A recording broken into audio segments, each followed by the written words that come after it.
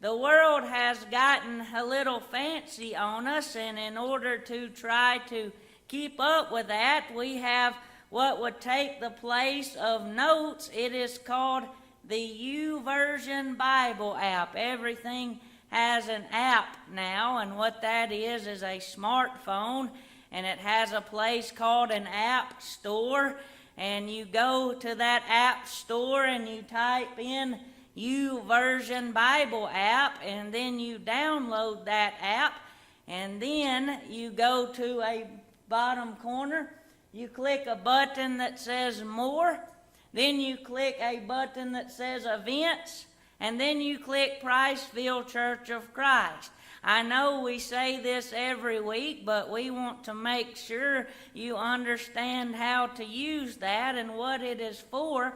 And also another benefit is even throughout the week, even after today, if you enjoyed the things we talked about today, you can also have it throughout your week, and you can save it and you can remember those thoughts. And so again, I know we mention this every week, but the reason why we do that is we want to make sure that you understand what this is.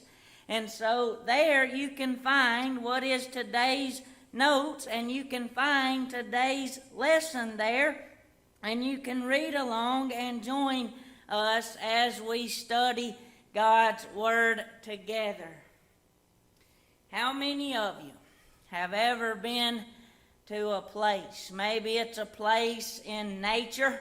Maybe it is something that has caught your eye. Maybe it is something that you have never seen before. It's a rare occurrence, and you stare at it. It catches your attention, and then that's really all you can focus on at the moment. That's all you can think about. That's all you can see.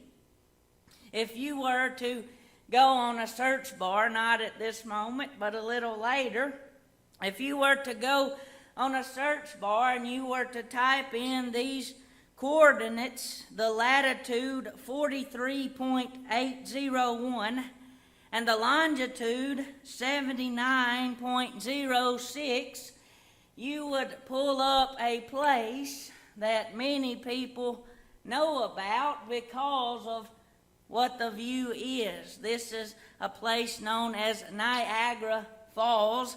It's in the U.S. and Canada border. Part of it is in the United States, part of it is in Canada. But the place is amazing. It's so captivating. It catches your attention.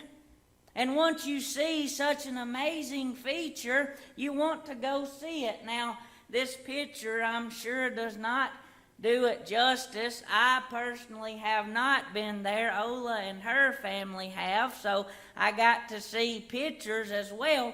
But just for our idea's sake this morning, something that catches our attention, something that is to make us focus and make us see, wow, that is neat. That is amazing. That is something I want to focus my attention on. Our men in here that are married, you know what I'm talking about, right? You saw a lady one day and it changed your world. She was all you could think about. She was all you wanted to talk to, and she better still be, by the way. But especially at that time, she caught your attention, didn't she? You were almost captivated by her. It almost focused all your effort on trying to get her attention, trying to talk to her, and again, that still continues, by the way.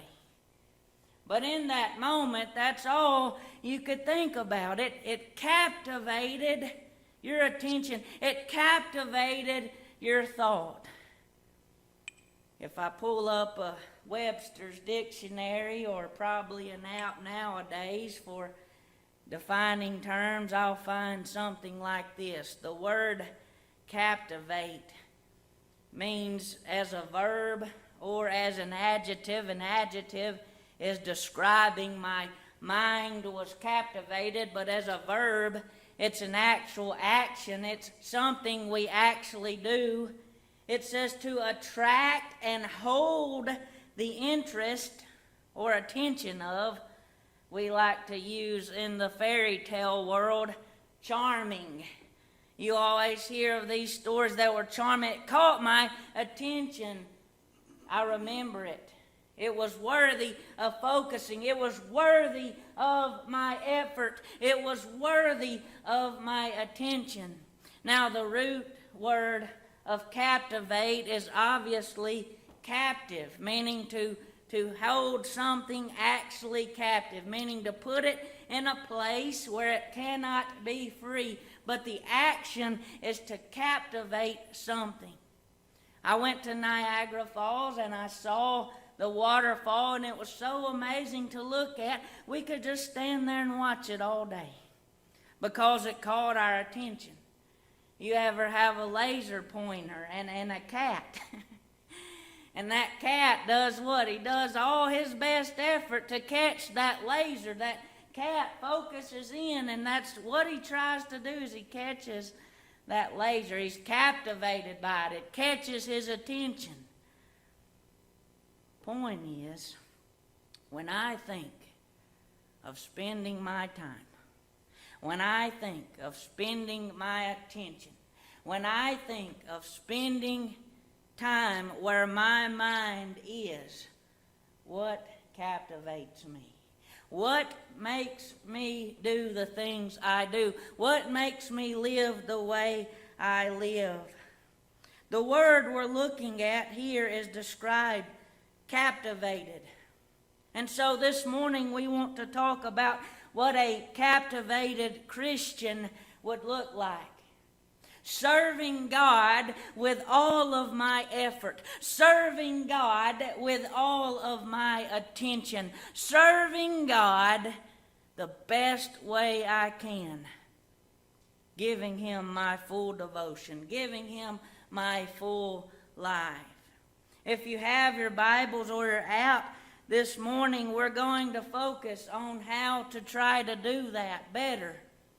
Paul, writing to the brethren in Corinth in 2 Corinthians chapter 10, he is writing about how the mind works and how we are to deal with certain situations, how we are to deal with certain things in life. And so obviously in Corinth there were issues going on where they were having to decide between here and there and make certain decisions. We know that part of life is making decisions. Sometimes decisions are easy to make. Sometimes decisions are difficult to make. We understand everything we do, we have a choice. If I am out on the river and I'm fishing, and I look and I see water coming up in the bottom of my boat, and I realize that after long my boat will sink. And then my buddy comes by in his boat and he offers me a float to get in his boat. I have a choice, right?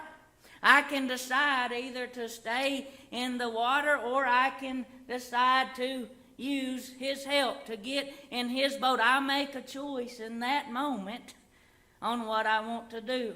Again, that's a pretty easy choice, right? Is if I've been offered help, if I've been offered a way of escape, why would I not take advantage of it? Why would I not accept it? It's very easy to make a choice in that situation. There are some situations which it is hard to make a choice. It's hard to choose between y'all's casseroles when we eat together. Y'all put me in a tough spot sometimes. They're all good. It's difficult to make those decisions at times. But we make a choice. And we have to decide, based on my choice, what is the result of that choice. And so Paul, writing to the Corinthians, he says there's going to be these two different mindsets. There's going to be what Paul describes as the flesh, or the bodily part of things. And so Paul refers to the bodily part as the flesh here. And so Paul uses language like this, making those decisions according to the flesh, beginning in verse 3. He says, "For though we walk in the flesh, we do not war according to the flesh." Paul says this process of choice making, Paul uses the word, it's a war. It's a battle. It's a constant do this or do that. Paul says it's a war. And so I've got what Paul uses as my flesh, and I've got what Paul says as the spirit here, or spiritual things. And so Paul says we don't actually fight the flesh. It's a mental decision. It's a mindset. It's an attitude here, Paul is saying. And he says we don't physically fight these thoughts. They're inside our head, these thoughts are. And Paul says this in verse 4, "For the weapons of our warfare are not carnal or fleshly or material, but," what does he say? "They're not fleshly, but they're mighty in God for pulling down strongholds, casting down arguments and every high thing that exalts itself against the knowledge of God, bringing every thought into the captivity to the obedience of Christ." You see that? I'm faced with a situation. In that situation, I have to make a choice. And as a Christian, I have aids for making my choice. As a Christian, I have help for making my choice. So as a child of God, as a Christian, I must ask myself this question as well: how will God expect me to respond in this situation? As a child of God, that's an expectation. If I'm not a child of God, it's a little bit different. But as a child of God, I have a certain way I need to do things. And so Paul, most of them I would carefully assume, I don't do this often, but in this case, I would carefully assume that many people in Corinth that are reading this letter are Christians. I'm sure there are people there that are not Christians, but I'm sure the majority of this particular audience would be people who are baptized into Christ. And so once I get to that point, that's a choice as well, by the way, to decide to become a child of God. And once I make that decision, how am I to do that? So Paul says, here's how we do that. He says, "Casting down arguments and every high thing that exalts himself against the knowledge of God, bringing thought into captivity to the obedience of Christ." That means I have a thought. And then I ask myself, as a child of God, how do I respond? And Paul's answer, you see Paul's answer? I respond to the obedience of Christ. And then Paul goes on, we'll read through verse 9, but Paul mentions this. He says, "Here, do not focus on things that are fleshly." It's part of the body, but as a Christian, I've got to think in the obedience of Christ. And so he says this, being ready to punish, verse 6, being ready to punish all disobedience when your obedience is fulfilled. Verse 6 says, verse 5 says, I've got to bring my thoughts in. I've got to bring my thoughts into captivity. And then verse 6 says I've got to make the distinction of obedience or disobedience. Paul says I've got to be ready to punish disobedience when your obedience is fulfilled. That's a learned behavior. We learn not to do things. We learn to do things. That's how our minds work. I learn sometimes a difficult way, sometimes a hard way. Hey, don't do that again.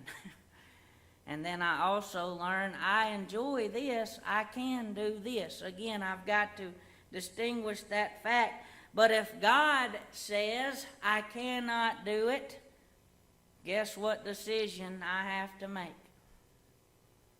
If God says I cannot do it, bringing my thoughts into the obedience of Christ, if God says no, I must also say no. That's difficult, I understand. It's easier said than done, I understand. But as a child of God, if God said, you cannot do this, that's how I've got to understand. If God says I can do this, then He's okay with it. And if He's okay with it, I can be okay with it. But if God isn't, I must not be either. Paul says, making that decision. And then he says, do you look at things according to the outward appearance? Verse 7. If anyone is convinced in himself that he is Christ, let him again consider this in himself. Just as he is Christ, even so we are Christ. For if I should boast somewhat more about our authority, which the Lord gave us for edification and not for your destruction, I shall not be ashamed, lest I seem to terrify you by letters. So Paul says, I have an authority. Paul says Jesus gave him an authority as an apostle. Jesus gave us an authority as His Christians, as His disciples. And that authority is to go out into all the world and make disciples, teaching them to observe things, baptizing them in the name of the Father, the Son, and the Holy Ghost. Matthew 28. That's our authority. Paul says we have a choice to make. We have a job to do, and we must decide whether we want to do that job or not. And Paul says once we decide to do that job, based on our idea of bringing thoughts into captivity, I've got to do it properly. Because notice Paul says this, the Lord gave it to us for edification, not for your destruction. So there's many different scenarios we can do with this. And unfortunately, sometimes the scenario we decide to do with this is, I am right, you are wrong. How foolish are you? Is that what Paul is talking about here?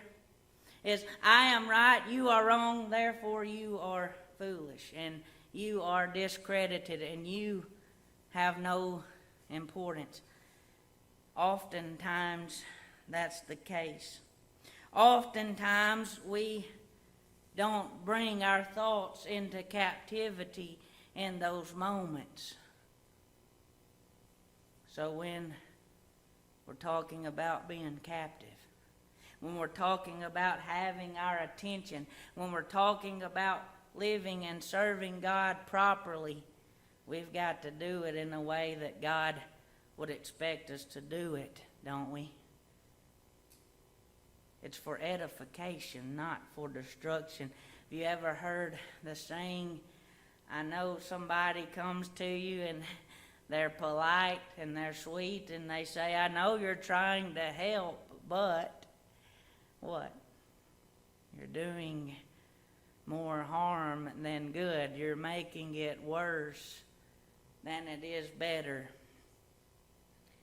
Here's when we make things worse instead of making them better.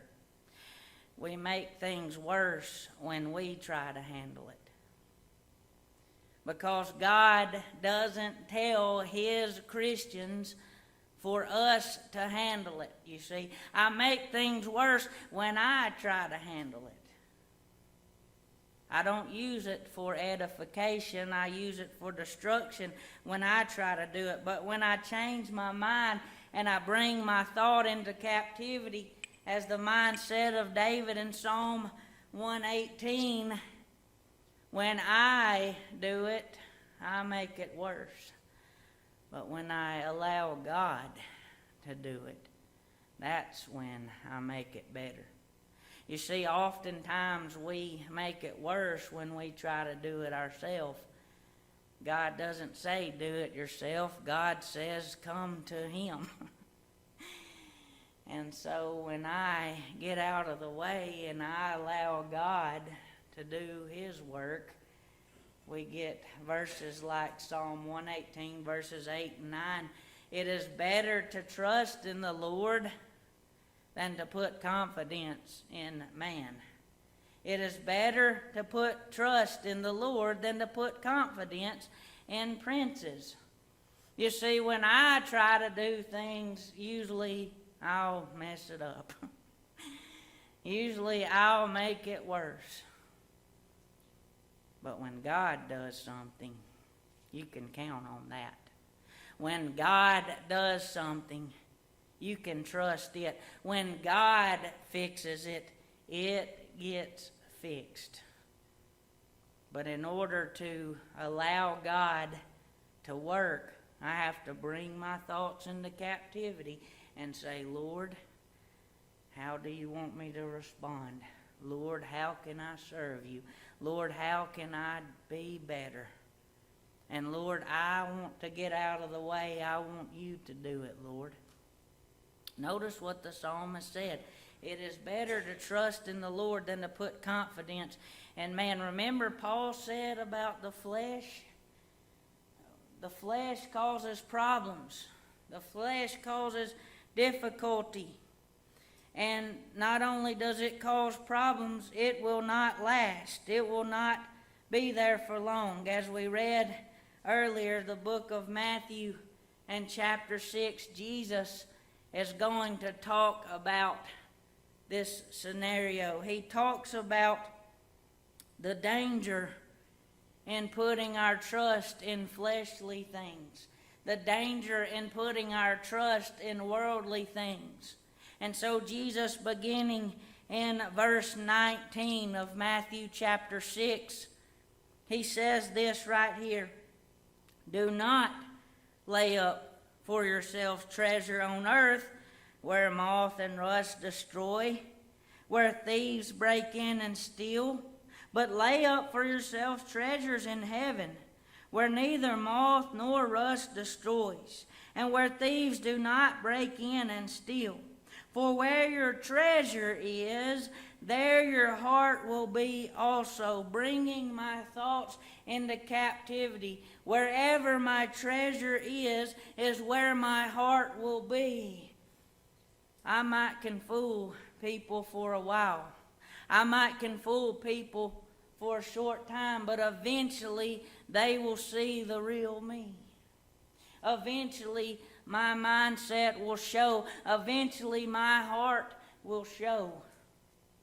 That's what Jesus is saying here. Where your heart is, that's where your treasure will be. People will really understand if we're about the gospel or not. We have to give it enough time, and we have to be honest. And Jesus goes on to say, he talks about the body. The lamp of the body is the eye. This is verse 22. If therefore your eye is good, your whole body will be full of light. But if your eye is bad, your whole body will be full of darkness. If therefore the light that is in you is darkness, how great is that darkness? No one can serve two masters. Either he will hate one and love the other, or he will be loyal to one and despise the other. You cannot serve God and mammon. I cannot ride the fence. When it comes to making a decision to being a child of God, I've got to decide, do I want to live for God or do I want to live for something else? I cannot do both. Bringing my thought into captivity. As a child of God, my decision is made. If I'm not a child of God, I've got to make that decision. Do I want to listen to God or not? Do I want to follow God or not? But I've got to make a choice. Jesus clearly says, Jesus reminds us here in Matthew, I cannot do both. I've got to choose. I've got to make a decision here. And so, once I make that decision, of course, the decision is encouraged by Jesus and is encouraged by us. Once I make the choice to become a child of God, it's very simple. And it's very easy to obey the gospel call. It's very simple to be a child of God. And once I make that decision, I get some help. I was at my uncle's house one day. I was roughly 9 or 10 years old. He lived in the time in South Haven, Mississippi. We went to visit him. We had been on the road for several hours, and we got to his house, visited with him. When we went into the restroom to freshen up for supper,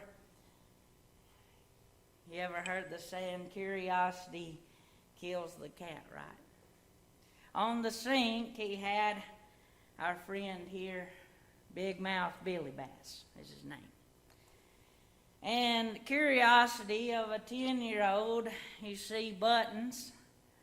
And on the sink, as you're washing hands and you hit the button, Billy starts singing to you.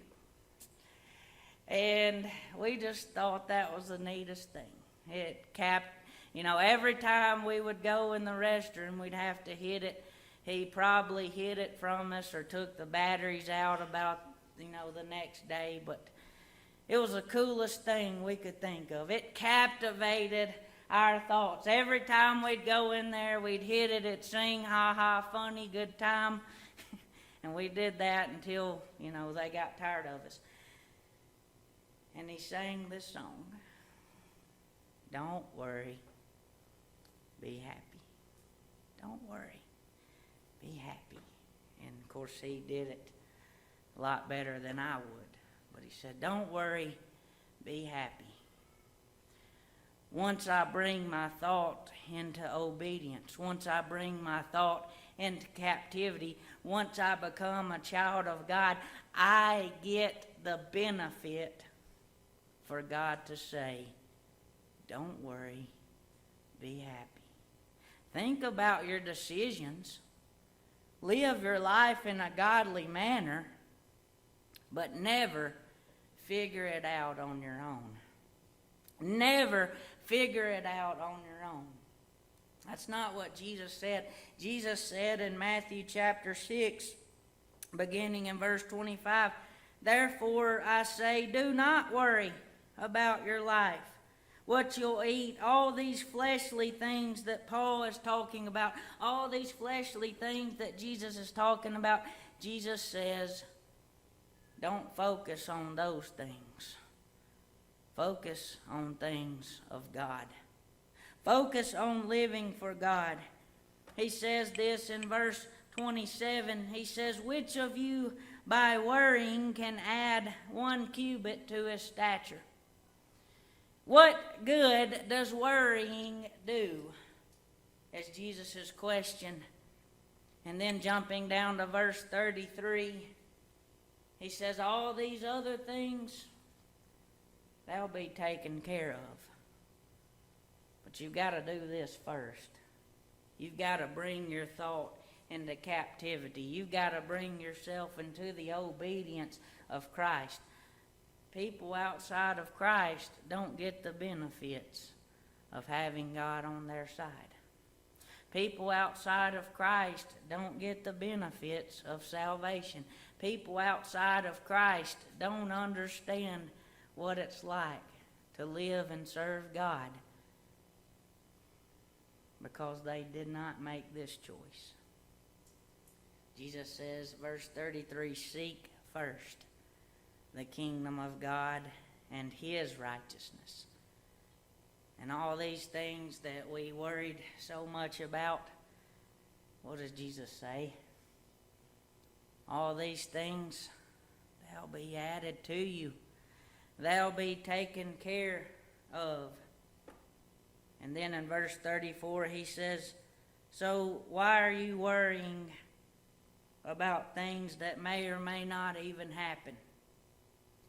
Jesus says, don't worry about tomorrow. We don't know if we'll have a tomorrow or not. And if we do have a tomorrow, deal with it then. He says, for tomorrow will worry about its own things. Sufficient for the day is its own trouble. Meaning I've got things to take care of today. I've got things to address right now. I've got things to address this morning. I can't look forward to lunch. I can't look forward to tomorrow. I've got something I've got to take care of right now. I've got to bring my thoughts into captivity. I've got to bring myself into the obedience of Christ. I've got to bring myself to understand my boat is sinking. And Jesus is offering me a lifeline to get in His boat. Jesus is offering me a way of salvation. Jesus is offering me Himself on a cross. And He's shedding His blood. And as He shed His blood, I have to come in contact with that blood. I do that by something 1 Peter 3:21 calls baptism. And that baptism cleanses me of my unrighteousness. It cleanses me of my sin. And then it gives me a good conscience toward God. That when I stand before God on Judgment Day, my conscience is clear. Yes, Lord, I brought my thought into captivity. Yes, Lord, I tried to live for You the best I could. Yes, Lord, I tried to serve You the best way I knew how. Can you say that this morning? If there were to be a judgment day today, we don't know when it will be, but if it were to be today, what would be your answer? We've got a choice to make. And if the choice hasn't been made already, it's a great time to make it. We would love to assist you in that choice, if need be. If we can assist you in any way spiritually, we'll help you physically if we can. But if we can assist you spiritually right now, is that opportunity that we've been provided. You can text us, you can walk down and talk with us. Let us know, and we'll be glad to help you make decisions to serve God. Thank you for being with us today. We're going to sing an invitation song, a song of encouragement. That's the opportunity to talk with us if need be.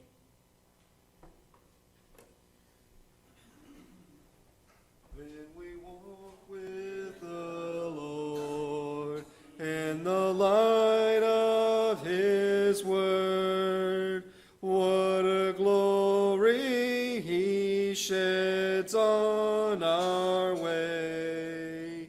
While we do His good will, He abides with us still, and with all who will trust and obey. Trust and obey, for there's no other way to be happy in Jesus, but to trust and obey. Then sweet. We will sit at his feet, or will walk by his side in the way. What he says we will do. Where he sends we will go. Never fear, only trust and obey. Trust and obey. For there's no other way to be happy in Jesus, but to trust and obey. It's great to see everyone out here this morning. Are there any announcements that need to be made at this time? We thank you for joining us. We invite you to join us again tonight at 5 o'clock. And if you do that, we'll have a special surprise for you. I'm not going to tell you. You'll have to come see for yourself. Tonight at 5 o'clock, we'll meet again and have a special guest with us tonight. And we want you to come join us tonight and see what that's all about. Thank you for being here today. We have several on our hearts and minds that we have the privilege and opportunity to pray for. Most recently,